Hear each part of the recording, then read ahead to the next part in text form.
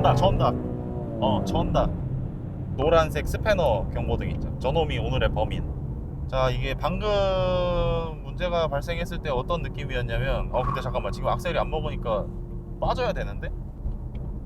악셀 안 먹어.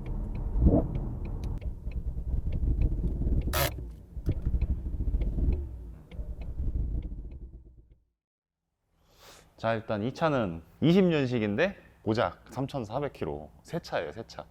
한국에 지금 정식으로 판매가 안 되는 차입니다. 그냥 머스탱 5.0이 아니고 5.2L GT350입니다. GT350 같은 경우는 쉘비에서 세팅을 한 차로 6단 수동 변속기만 나와요. 근데 이 차가 문제가 뭐냐, 무시무시한 게 달려 있어요. 여기 딱 서 있네. 휘플, 슈퍼차저. 저 위에도 지금 검정색으로 음각 각인이 들어가 있는데, 이건 이제 슈퍼차저가 달린 차입니다. 근데 슈퍼차저 사이즈가 좀 남달라요. 다른 컨텐츠에서 캐딜락 슈퍼차저도 확인이 가능하실 건데, 저거 한 3분의 2 정도 사이즈거든요. 그런데 풀부하 운행을 하면 림프 모드가 들어간다고 차주분께서 이제 점검을 좀 한번 해주셔라 부탁을 하셨어요. 진짜 한국에서는 완전 극 하드코어거든요, 이 정도면. 진짜 보기 힘든 차. 네, 진짜 보기 힘든 차인데, 이 차를 신차로 미국에서 직수입을 해서 바로 튜닝을 1000마력을 얹어버린. 아까 잠깐 타봤잖아요, 피디님. 어땠어요? 이게 이 슈퍼차저를 인스톨 하신 분도 지금 문제를, 원인을 못 찾고 계시다고 합니다. 스로틀 관련해서 고장 코드가 뜨고 있고, 에어플로 센서 관련해서 고장 코드가 간헐적으로 떠요. 공기 질량이랑 스로틀 관련된 고장인 건 확실한 것 같은데, 미국 차들만 사용하는 매핑 장비가 따로 있어서 이제 그걸로 데이터 로깅하면서 달려보면은 아마 정확하게 알 수 있지 않을까 하는 기대. 캐롤 셸비라는 사람은 원래 미국 레이스 역사에서 굉장히 유명한 사람이에요. 아메리칸 중에 처음으로 르망 경기에서 수상을 받은 사람이고, 캐롤 셸비의 어떤 경력을 토대로 포드랑 계약을 해서 페라리를 잡으러 르망에 출전을 하죠. 그 첫 출전을 캐롤 셸비가 진도 지휘를 합니다. 그렇게 해서 지금까지 명맥이 이어지는 회사고, 셸비 스페셜이 굉장히 오랫동안 안 나왔어요. 이게 페이스리프트가 한번 또 된 거일 겁니다. 이게 골프공에 숫자 박아놓은 것 같은 수동 변속기. 가장 큰 핵심은 수동만 나온다. 그리고 두 번째, 엔진이 달라요. 기존 머스탱 GT는 5000cc고 크로스 플레인이라는 크랭크 샤프트 방식이에요. 요거는 이제 우리 PD님이 그래픽으로 잘 넣어주실 거고, 요 차는 플랫 플레인입니다. 두 방식은 어떤 차이가 있냐면, 크로스 플레인은 여러분들이 가장 많이 경험해 보신 거는 AMG일 거예요. AMG 뿐만 아니고 우리가 생각하는 거의 모든 8기통들은 다 크로스 플레인 엔진이에요. 얘 같은 경우는 이태리제 같은 그런 소리가 나요. 되게 깔끔하게 우왕 하면서 올라가는. 그것만 해도 충분한데, 사실 거기 저 새빨간 슈퍼차저가 얹어 있으니까. 하여튼 뭐 그런 차입니다. 한 가지 의아한 거는, 풀악셀을 하고 있으니까 풀로 열려 있을 거잖아요. 스로틀 바디가 닫힌 게 아니고. 근데 내가 열으라고 해서 열려 있는데 스톡 오픈이 떴다는 게 조금 의아하고, 이게 아마 ECU의 어떤 계산상의 어떤 에러일 수도 있어요. 그래서 ECU 재세팅이 필요할 수 있다, 이렇게 말씀을 드리는 거예요. 데이터 로그를 찍어 왔는데 이상한 것들이 좀 몇 가지 보여요. 대략 한 40분 동안 일상주행을 로그를 해온 거예요. 근데 이건 지금 다 흰색으로 나오는 게 가장 좋아요. 이건 뭘 나타내냐면, 빨간색은 기름이 덜 들어가서 이만큼 추가해서 뿌렸다. 초록색 구간은 기름이 많아서 줄이고 있다. 물론 ECU에서 보정을 해서 근사치로 들어가서 차가 제대로 달리는 것 같지만 실제로도 제대로 달리긴 해요. 근데 이게 마음에 안 든다는 거지. 뭔가 딱 떨어지는 게 좋잖아요, 그죠? 이 매핑을 하는 데 있어서 어려운 점은, 대한민국은 사계절이 굉장히 뚜렷하기 때문에 여름 다르고 겨울 다르고, 이게 완전 극단적이잖아요. 여름에는 뭐 한 36도까지도 올라가고, 오늘은 좀 시원한 편이긴 한데 요즘 날씨가 대충 한 22도, 23도 딱 어느 중간쯤에 있다고 보고, 지금 이런 로그를 찍었을 때 가급적이면 웬만하면 흰색으로 쫙 제로에 가까운 값들이 나오는 게 데이터 보정이 잘 돼 있다라고 저는 판단을 해요. 그래서 지금 요건 확실히 좀 보정이 필요해 보여요. 이 정도면은 장담컨대 풀로 당겼을 때, 풀로드에도 실제 값과 목표 값의 차이가 확연히 나타날 거예요. 앞으로 저 차가 저 세팅 그대로만 가면 상관이 없는데, 여기서 뭐가 추가되고 바뀌고 하면 완전히 차이가 생겨요. 그렇기 때문에 이런 건 좀 잡고 넘어가야 됩니다. 전에 매핑하신 분께서 그분도 이제 다 생각이 있으셔서 데이터를 잡아 놓으신 거잖아요. 근데 이렇게 다시 확인해 보니까 고르지 못한 그런 데이터가 지금 나와 있는데 이렇게 되는 이유가 뭐죠? K3 탔었죠.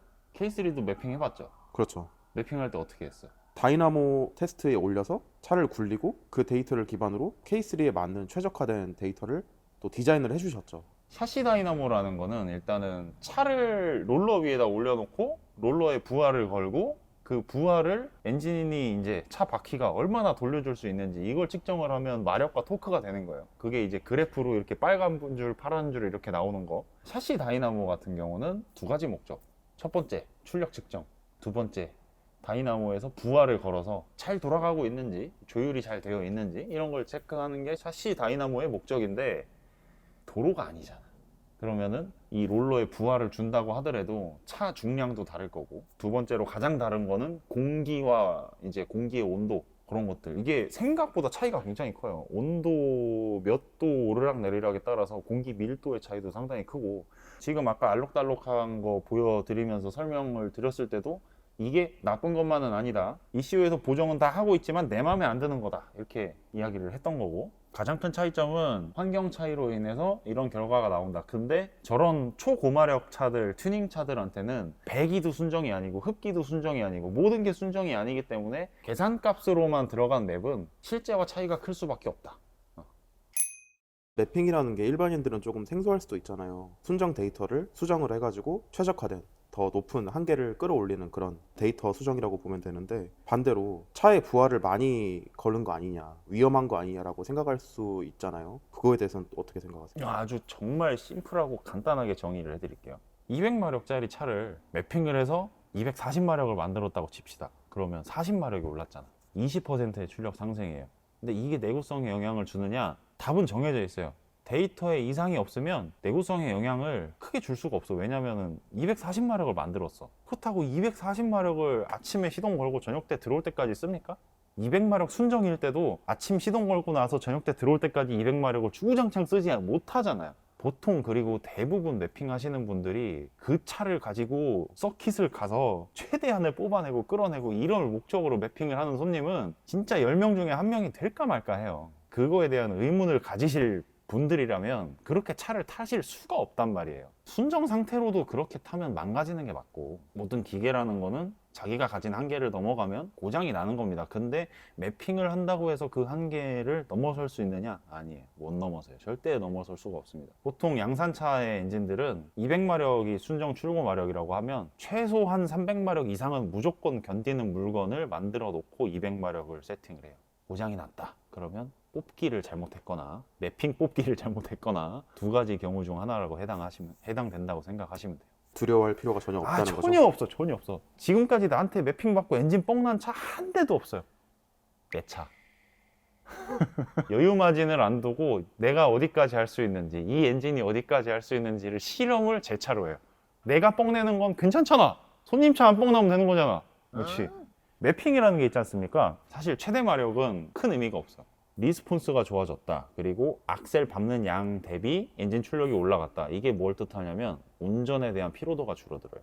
거의 다 피드백이 그래요. 최대 출력을 생각하고 매핑을 한 건데 차 운전하기가 너무 편해졌어요. 오르막 올라갈 때 편하고 일상 주행할 때 편하고 연비도 좋아졌고, 뭐 그런 피드백들이 많이 옵니다. 최대 출력에 대한 피드백은 잘 안 와요, 사실.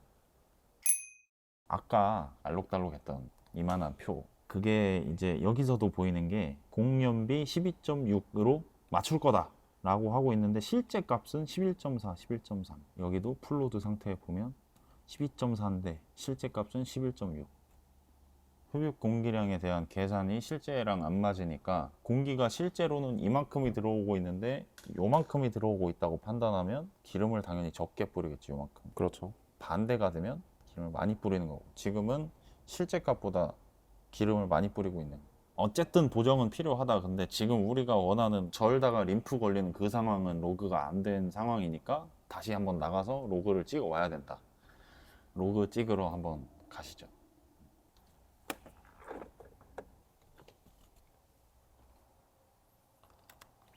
노트북을 차랑 연결을 하고 시동을 걸면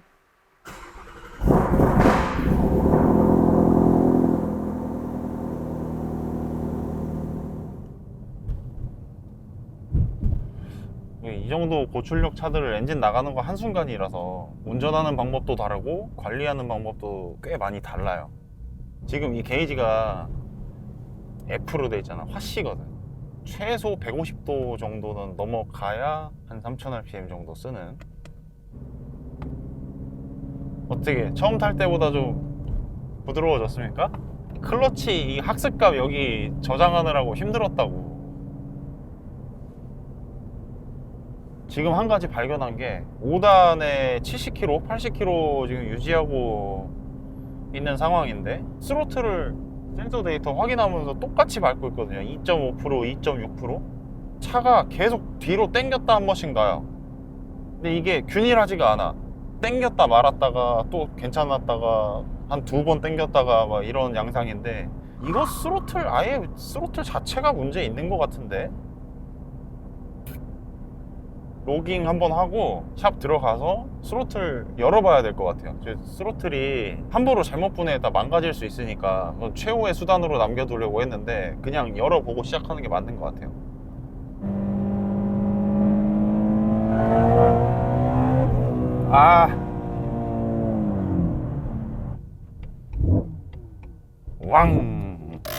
왕 이게 내가 하는 게 아니야.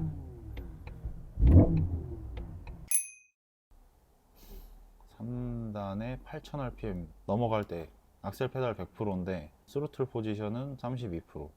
RPM은 지금 계속 올라가고 있고 TPS가 쭉 떨어져요. 여기도 확인해보면 악셀 100%에 스로틀은 38%. 스로틀 포지션이랑 악셀 포지션이 따로 노는 구간이 계속 생기고 있고, 이게 웃긴 건 3단에선 또 똑같이 절지 않는다는 거지. 아예 림프가 걸린 상황을 다시 체크를 해보면 악셀이 90%, 100% 가는데 스로틀은 실제로 17%만 열렸다. 그리고 여기 반대 상황이 또 있어. 반대 상황. 악셀 페달은 45.5%인데 스로틀 포지션 90%. 그러니까 난 반만 밟았는데 스로틀은 지 혼자 풀악셀을 하고 있던 거야. 그러니까 내가 밟은 만큼 열려야 된다는 거죠. 비슷한 곡선으로 이렇게 가야 되는데 이게 아니고 이렇게 됐다는 거야. 잘못된 거지. 까보자. 일단 스로틀 까서 한 번 더 체크하고 대조해서 결과값을 내야 될 것 같아. 지금 이 모든 상황에서 간과된 거 딱 한 가지는 신품 불량. 21년도에 슈퍼차저 인스톨을 했어도 저 차를 거의 타지 않으셨기 때문에 저 부품은 거의 신품이라고 봐야 되고, 튜닝 부품이기 때문에 그렇게까지 대량 생산품이 아니라서 아무래도 이제 퀄리티 컨트롤이 메이커 제품보다는 조금 떨어질 수 있으니까 신품 불량은 어느 정도 생각을 해야 된다.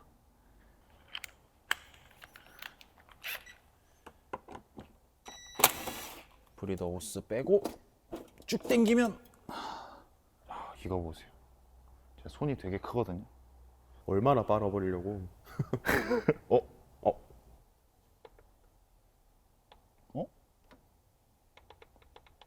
이렇게까지 노는 거는 좀 이거 이상하지.